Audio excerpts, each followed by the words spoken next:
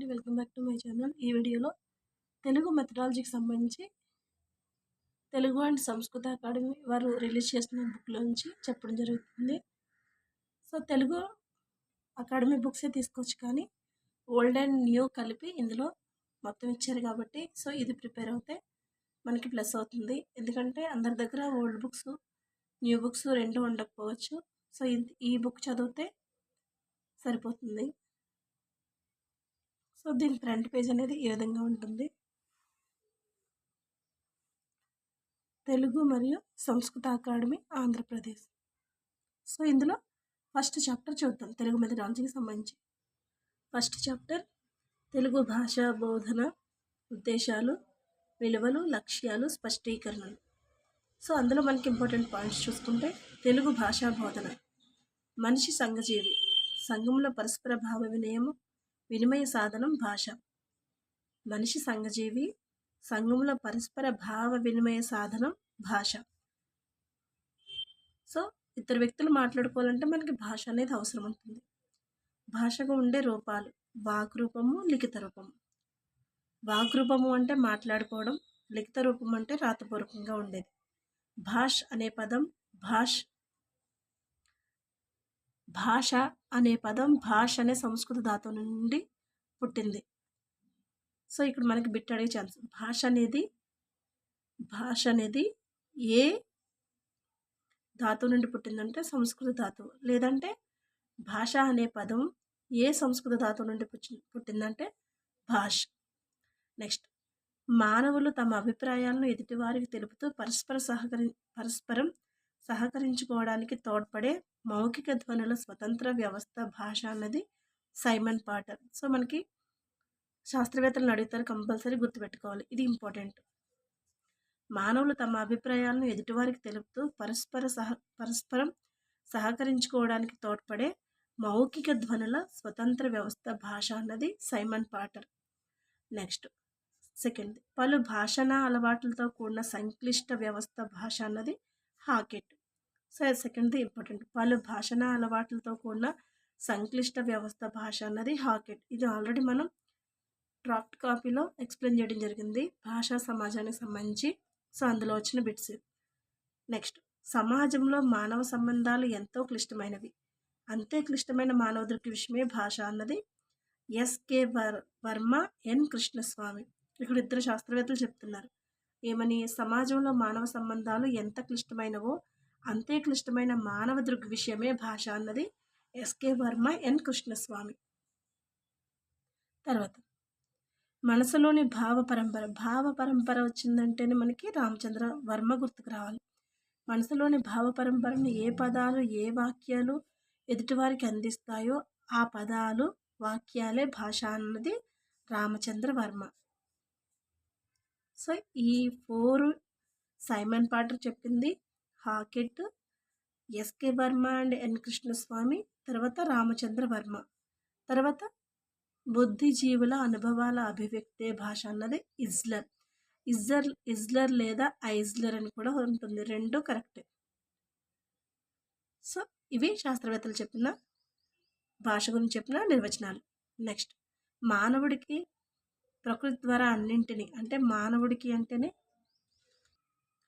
దైవమే సమకూర్చాడు, అలాగే భాషల్ని కూడా దేవుడే సమకూర్చాడని చెప్పే వాదం దైవతత్వవాదం. సో మనకి ఇక్కడ వాదాల గురించి చెప్పడం జరుగుతుంది. మానవుడికి దైవమే సమకూర్చాడు, అలాగే భాషల్ని కూడా దేవుడే సమకూర్చాడని చెప్పే వాదం దైవదత్తవాదం. ఇవి భాషోత్పత్తి వాదాల్లో ఫస్ట్ దైవదత్తవాదం. నెక్స్ట్, క్రియాపదాలు నుంచి భాష పుట్టిందని చెప్పేవాదం ధాతువాదం. క్రియాపదాలు నుంచి భాష పుట్టిందని చెప్పేవాదం ధాతువాదం. ధాతువాదాన్ని సమర్థించింది ఎస్కాచార్యుడు. సో ఇది మనకి ఇంపార్టెంట్. నెక్స్ట్, దైవదత్తవాదం, తర్వాత ధాతువాదం. నెక్స్ట్, ఆది మానవులు పశుపక్ష్యాదులు అరుపులు అనుసరించి భాష పుట్టిందని చెప్పే వాదం బహుభవవాదం. బహుభవవాదాన్ని ధ్వని అనుకరణ వాదం అని పిలుస్తారు.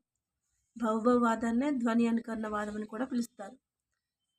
నెక్స్ట్, ప్రకృతి లయాత్మకం, ప్రతి పదార్థము ప్రకంపనలు కలిగి ఉంటుందని, శబ్దాల ద్వారా భాష పుట్టిందని చెప్పే వాదం డింగ్ డాంగ్ వాదం లేదా ప్రకంపన వాదం. మనకి శబ్దాలు అంటేనే సౌండ్స్. డింగ్ డాంగ్ అనేది కూడా సౌండ్. ప్రకంపనలు అన్న సౌండ్ వస్తుంది కాబట్టి ప్రకృతి లయాత్మకం, ప్రతి పదార్థము ప్రకంపనలు కలిగి ఉంటుంది. ఆ శబ్దాల ద్వారా భాష పుట్టిందని చెప్పే వాదం డింగ్ డాంగ్ వాదం లేదా ప్రకంపన వాదం.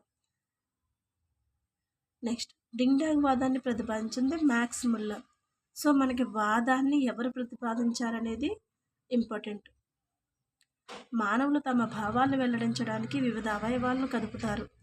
ఆ క్రమంలోనే భాష పుట్టిందని చెప్పేది పూపు వాదము లేదా టట్ టట్ వాదం.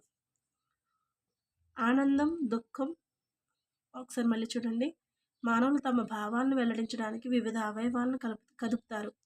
ఆ క్రమంలోనే భాష పుట్టిందని చెప్పే వాదం పూపువాదం లేదా టట్ టట్ వాదం.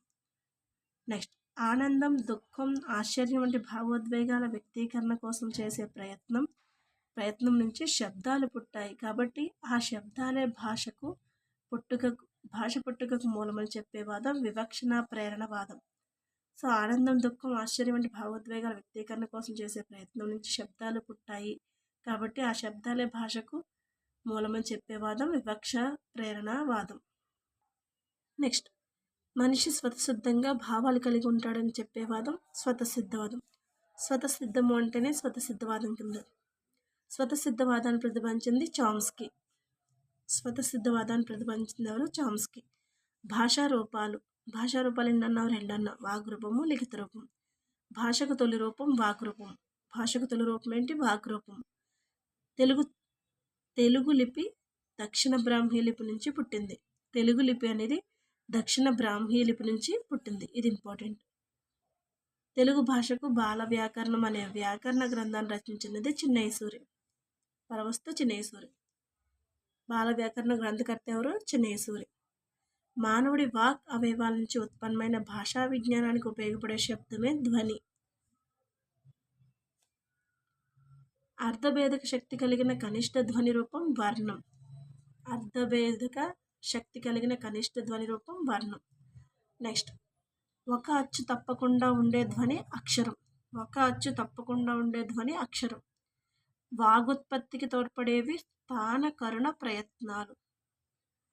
వాగుత్పత్తికి తోడ్పడేవి స్థానకరణ ప్రయత్నాలు. నెక్స్ట్ ధ్వని పుట్టే ప్రదేశం స్థానం. నెక్స్ట్ కంఠం, తాలువు, మూర్ధం, దంతమూలం, పై పెదవి ఇవి స్థిరంగా ఉంటాయి. కంఠము, తాలువు, మూర్ధం, దంతమూలం, పై పెదవి ఇవి స్థిరంగా ఉంటాయి. కరణాలు కదులుతూ కంఠం నుంచి వచ్చే గాలి మార్గాన్ని మారుస్తాయి, స్థానాన్ని తాకుతాయి. కరణాలు అనేవి కదులుతూ కంఠం నుంచి వచ్చే గాలి మార్గాన్ని మారుస్తూ స్థానాన్ని తాకుతాయి. అందువల్ల వాగుత్పత్తి జరుగుతుంది. కరణాలు అంటే నాలుక, కింద పెదవి, గళగర్తం. కరణాలు అనేవి నాలుక,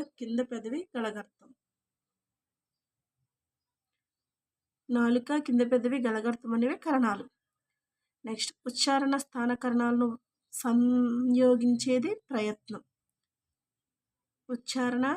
ఉచ్చారణకు స్థాన కారణాలను సంయోగించేది ప్రయత్నం. నెక్స్ట్ గాలి ఊపిరితిత్తుల నుంచి కంఠబిలం ద్వారా పెదవులకు చేరేటప్పుడు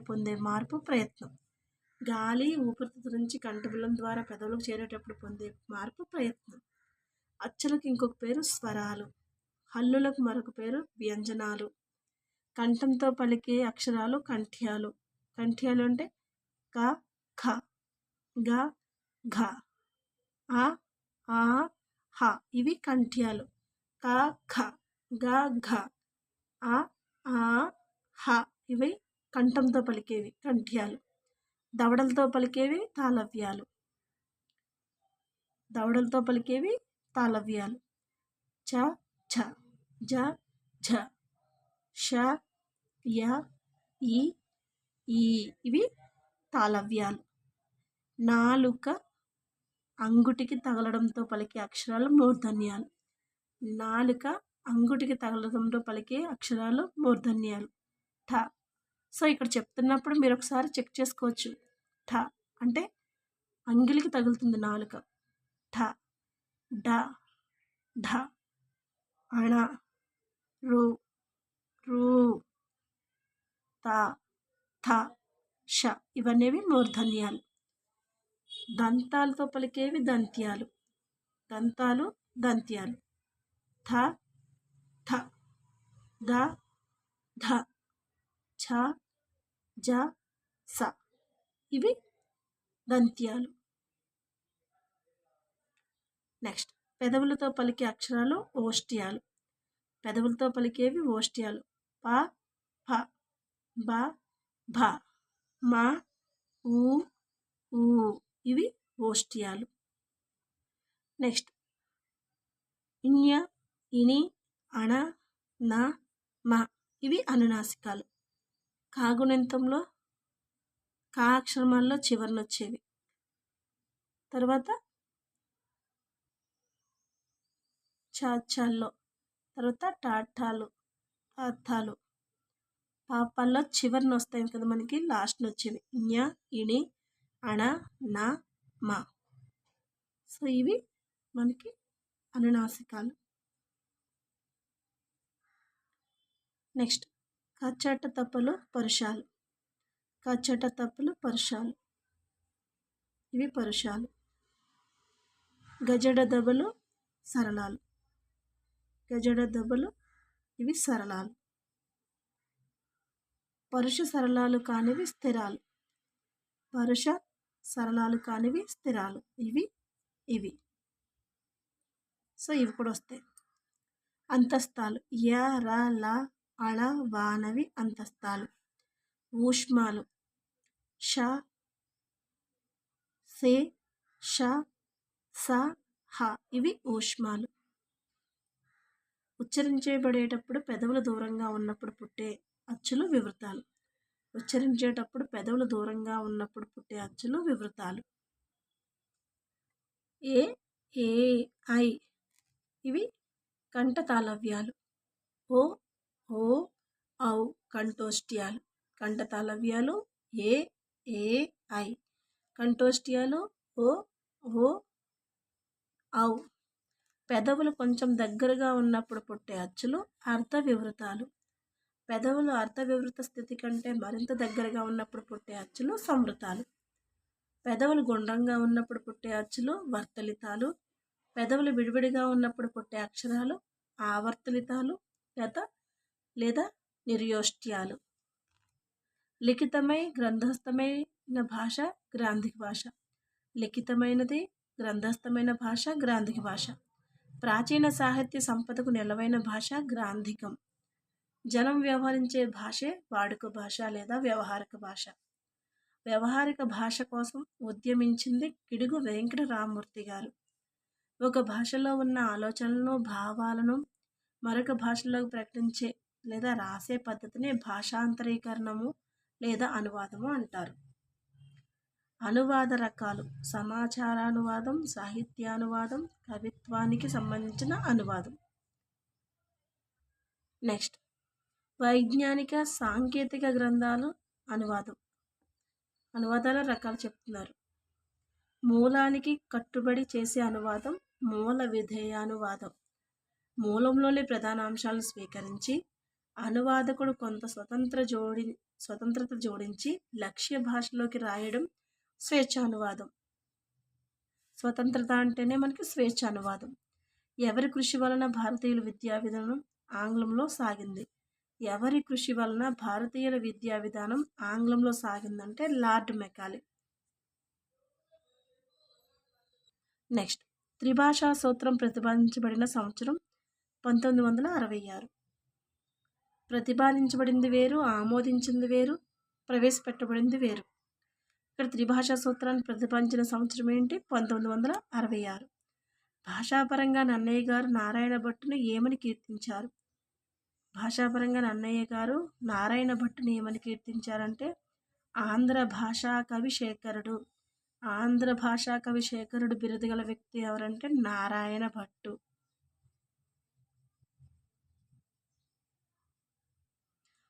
ఎవరు కీర్తించారు ఇలా అంటే నన్నయ్య. నెక్స్ట్ నన్నయ్య రచించిన ఏ శాసనంలో ఆంధ్ర శబ్దం భాషావాచకంగా ఉంది? నందంపూడి. సో ఇది ఇంపార్టెంట్. నన్నయ్య రచించిన ఏ శాసనంలో ఆంధ్ర శబ్దం భాషావాచకంగా ఉందంటే నందంపూడి. నెక్స్ట్, తెలుగును రచయింపక మధిక తెనుగున రచయింపు మధిక ధియుక్తి మెయిన్ అని మహాభారతంలో పేర్కొన్నది నన్నయ్య భట్టు. వాస్తవానికి వ్యవహారిక భాష జీవద్భాష. వాస్తవానికి వ్యవహారిక భాష అనేది జీవద్భాష. గ్రాంధిక భాష అంటే కావ్య భాష. నెక్స్ట్, ప్రజలు తమ భాషా అవసరాలను ఉపయోగించే భాష వ్యవహారిక భాష.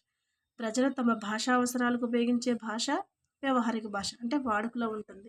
ఒక ప్రాంతం ఉంది, సో ఆ ప్రాంతంలో మాట్లాడుకునే భాష వ్యవహారిక భాష అవుతుంది. ఎందుకని? ఒకరితో ఒకరు మాట్లాడుకునేది వ్యవహారిక భాష, అవసరాలకి వాడుకునేది కూడా వ్యవహారిక భాష అవుతుంది. నెక్స్ట్, ఆధునికాంధ్ర రచనకర్త గురజాడ అప్పారావు. ఆధునికాంధ్ర రచనకర్త ఎవరు? గురజాడ అప్పారావు. గ్రామ్యవాద విమర్శనం పానుగంటి లక్ష్మీనరసింహం. గ్రామ్యవాద విమర్శనం అనేది పానుగంటి లక్ష్మీనరసింహం గారు. గ్రామ్యమా గ్రాంధికమా అన్నది మల్లాది సూర్యనారాయణ శాస్త్రి. గ్రామ్యమా గ్రాంధికమా అన్నది మల్లాది సూర్యనారాయణ శాస్త్రి. ఒక మండలం లేదా ఒక ప్రాంతంలో మాట్లాడే భాష మాండలిక భాష. మాండలిక భాషను ఉపభాష లేదా ప్రాదేశిక భాష అని కూడా పిలుస్తారు. పూర్వమండలంలో జిల్లాలు కళింగదేశము, శ్రీకాకుళము, విశాఖ. సో ఇక్కడ మాండలికాల్లో పూర్వ మాండలికం, దక్షిణ మాండలికం, మధ్య మాండలికం ఉంటాయి. అందులో పూర్వ మాండలికంలో జిల్లాలు కళింగదేశం, శ్రీకాకుళం, విశాఖ. నెక్స్ట్, దక్షిణ మండలంలో జిల్లాలు రాయలసీమ, నెల్లూరు, ప్రకాశం. ఉత్తర మండలంలో జిల్లాలు తెలంగాణ, మహబూబ్ నగర్. మధ్య మండలంలో జిల్లాలు ఉభయ గోదావరి, గుంటూరు, కృష్ణా జిల్లాలు. సో పూర్వ మండలం, దక్షిణ మండలం, ఉత్తర మండలం, మధ్య మండలం. సో ఈ 4 మండలాల కింద ఉంటాయి. అందులో వచ్చే జిల్లాలు పూర్వ మండలంలో వచ్చేవి కళింగదేశం, శ్రీకాకుళం, విశాఖ. దక్షిణ మండలంలో వచ్చేవి రాయలసీమ, నెల్లూరు, ప్రకాశం. ఉత్తర మండలంలో వచ్చే జిల్లాలు తెలంగాణ, మహబూబ్ నగర్.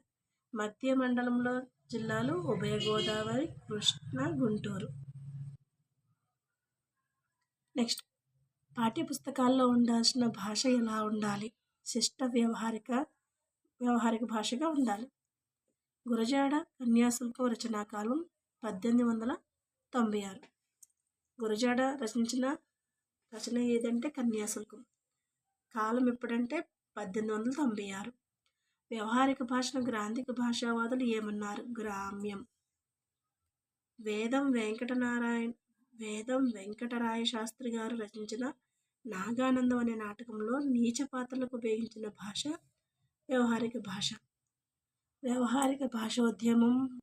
వ్యవహారిక భాషోద్యమం ప్రారంభమైన సంవత్సరం 1910వ సంవత్సరం. నెక్స్ట్, ద్వితీయ భాషగా తెలుగు బోధనకు ఉత్తమమైన పద్ధతి సన్నివేశ పద్ధతి. ద్వితీయ భాషగా తెలుగు బోధనకు ఉత్తమమైన పద్ధతి సన్నివేశ పద్ధతి. నెక్స్ట్, శిశువు తన అభిప్రాయాన్ని, సౌందర్య దృష్టిని, ఆనందానుభూతిని వ్యక్తం చేయడానికి ఉపయోగపడే సహజ మాధ్యమం మాతృభాష అన్నది మహాత్మా గాంధీ. సౌందర్య దృష్టి, ఆనందానుభూతి అంటే గుర్తు రావాల్సింది మహాత్మా గాంధీ. జననీ సంస్కృతంబు సకల భాషలకును దేశ భాషలందు తెలుగు లెస్స, జగతి తల్లి కంటే సౌభాగ్య సంపద, మెచ్చుట్టాడు బిడ్డ మేలు గాదే అన్నది శ్రీనాథ మహాకవి. సో ఇక్కడ చూడండి, జననీ సంస్కృతంబు సకల భాషలకును దేశ భాషలందు తెలుగు లెస్స, జగతి తల్లి కంటే సౌభాగ్య సంపద, మెచ్చుటాడు బిడ్డ మేలు కాదే అన్నది శ్రీనాథ మహాకవి.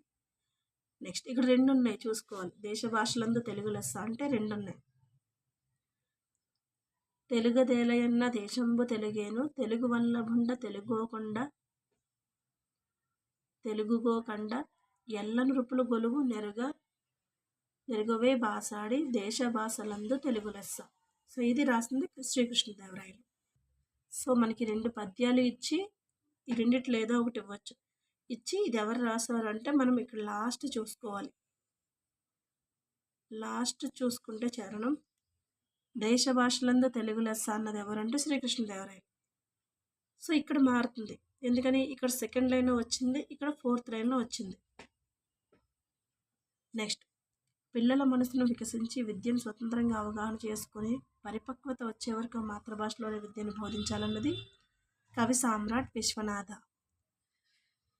పిల్లల మనసులు వికసించి విద్యను స్వతంత్రంగా అవగాహన చేసుకునే పరిపక్వత వచ్చే వరకు మాతృభాషలోనే బోధించాలని చెప్పింది కవి సామ్రాట్ విశ్వనాథ.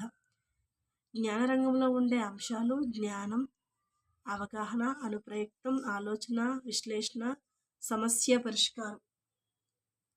జ్ఞానం నుంచి ఏర్పడేది అవగాహన. మానసిక చలనాత్మక రంగంలో ఉండే అంశాలు చేతి రాత, భాషణం, వ్యాయామం, ప్రయోగశాల కృత్యాలు, సాంకేతిక విద్య. ఇవన్నీ కూడా మానసిక చలనాత్మక రంగంలో ఉండే అంశాలు. నెక్స్ట్, యాంత్రిక అనువర్తిత నైపుణ్యాలకు సంబంధించిన రంగం మానసిక చలనాత్మక రంగం. భావావేశ రంగం జ్ఞానం, అవగాహన, మానసిక చలనాత్మక నైపుణ్యాల ద్వారా కలిగిన సంస్కారం వల్ల విద్యార్థి ఈ రంగంలో ప్రవేశిస్తాడు. భావావేశ రంగంలోనికి రావాలంటే జ్ఞానం, అవగాహన, మానసిక చలనాత్మక నైపుణ్యాల ద్వారా కలిగిన సంస్కారం వల్ల విద్యార్థి భావావేశ రంగంలో ప్రవేశిస్తాడు. నెక్స్ట్, ప్రథమ భాషగా తెలుగు బోధన ఉద్దేశాలు అర్థగ్రహణం, అభివ్యక్తి, గుణ వివేచన. జ్ఞానం, ఏదైనా ఒక విషయం గురించి తెలుసుకోవడం అనేది జ్ఞానం అవుతుంది. జ్ఞానంలో ఉండే అంశాలు విషయ జ్ఞానం, భాషా జ్ఞానం, సాహిత్య జ్ఞానం. ఈ మూడు కూడా జ్ఞానంలో ఉండాల్సిన అంశాలు. విషయ జ్ఞానం, సో మనం ఏదైనా తెలుసుకోవాలంటే దాని గురించి పూర్తి అవగాహన ఉంటుంది. భాషా జ్ఞానం, ఏ భాషలో మాట్లాడుతున్నారు. భాషా జ్ఞానం అంటే ఈ విషయం తెలుస్తుందంటే ఆ భాష మనకి తెలిసి ఉండాలి. సో దాని పట్ల ఉన్న సాహిత్య జ్ఞానం. విషయ జ్ఞానం అంటే ఏంటి? పాఠ్య విషయానికి సంబంధించిన ఇతివృత్తము, కవి పరిచయము, కవి కాలాతలు మొదలైనవి కూడా విషయ జ్ఞానంలో అంశాలు. భాషా జ్ఞానం అంటే భాషకు సంబంధించిన జ్ఞానం. భాషా జ్ఞానంలో ఉండే అంశాలు కొత్త పదాలు, వాక్య నిర్మాణాలు, జాతీయాలు, నుడికారాలు. సాహిత్య జ్ఞానంలో లక్ష్యాలకు ఉండే అంశాలు కావ్యాలు, నాటకాలు, కవిత్వం, గేయాలు, గద్య రచనలు మొదలైనవి సాహిత్య జ్ఞానంలో. సో మనకు అడుగుతారు విషయ జ్ఞానంలో ఉండేవి ఏంటంటే ఇతివృత్తము, కవి పరిచయం, కవి కాలాదులు. ఇవి పాఠ్యానికి సంబంధించి. భాషా జ్ఞానానికి సంబంధించినవి ఏంటి? కొత్త పదాలు, వాక్య నిర్మాణాలు, జాతీయాలు, నుడికారాలు. ఇవి భాషా జ్ఞానంలో ఉండే. సాహిత్య జ్ఞానంలో ఉండేవేంటి? కావ్యాలు, నాటకాలు, కవిత్వం, గేయాలు, గద్య రచనలు మొదలైనవి. సో ఇవి ఇంపార్టెంట్. విద్యార్థి తనకి ఇచ్చిన విషయాన్ని కానీ భాషా మౌలికాంశాలు కానీ అర్థం చేసుకోవడం అనేది అవగాహన. అర్థం చేసుకోవడంలోనే వస్తుంది మనకి అవగాహన అనేది. భాషా సాహిత్య పరిచయం వల్ల భాషపై అభిరుచి కలిగి ఉండడం అనేది భాషాభిరుచి. భాషాభిరుచి అంటే భాష పట్ల అభిరుచి కలిగి ఉండడం. నెక్స్ట్, హృదయానికి చెందినదై భావావేశ రంగానికి అనువైనది రసానుభూతి. రసానుభూతి అంటే హృదయానికి చెందినదై ఉండాలి, భావావేశ రంగానికి అనువైనది. నెక్స్ట్, సాహిత్యంలో ఆనందం కలిగించే విషయాలకు కవుల రచనాశైలి, భావ వ్యక్తీకరణకు విధానాలను అభినందించడం అనేది రసానుభూతి. నెక్స్ట్, ఒక కవి గురించి కానీ లేదా అంశం కానీ విద్యార్థి ఏర్పరచుకునే అభిప్రాయమే వైఖరి. అభిప్రాయాలను ఏర్పరచుకుంటున్నాడు అంటే వైఖరి, తన యొక్క వైఖరి. ఎవరు? ఒక కవి గురించి కానీ లేదా అంశంపై కానీ. నెక్స్ట్, మనిషిని మనిషిగా తీర్చిదిద్దువారు ఉపాధ్యాయులు అనేది జాన్ ఆడమ్స్. ఇది ఇంపార్టెంట్. మనిషిని మనిషిగా